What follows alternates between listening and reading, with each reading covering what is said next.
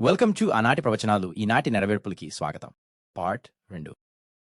అంత్యదినములలో అపాయకరమైన కాలములు వచ్చునని తెలుసుకొనుము. ఎలాగనగా మనుష్యులు స్వార్థప్రియులు, ధనాపేక్షులు, బింకములాడువారు, అహంకారులు, దూషకులు, తల్లిదండ్రులకు అవిధేయులు, కృతజ్ఞత లేనివారు, అపవిత్రులు, అనురాగరహితులు, అతిద్వేషులు, అపవాదకులు, అజితేంద్రియులు, క్రూరులు, సజ్జనద్వేషులు, ద్రోహులు, మూర్ఖులు, గర్వాంధులు, దేవుని కంటే సుఖాను భవమును ఎక్కువగా ప్రేమించువారు. పైకి భక్తిగా వారివలే ఉండి దాని శక్తిని ఆశ్రయించని వాడినయ్యుండు. ఇట్టి వారికి విముఖుడవై యుండుము. అధర్మం పెరిగినందున ప్రేమ చల్లబడుతుంది.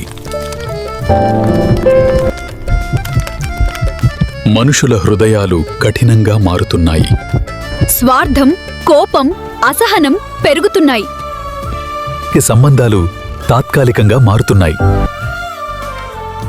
కుటుంబ బంధాలు బలహీనపడుతున్నాయి. దేవునిపై ప్రేమ తగ్గిపోతోంది. పాపం పెరిగితే ప్రేమ తగ్గిపోతుంది.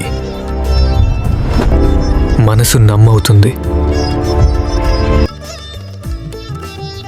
ప్రేమను కాపాడుకోవాలి.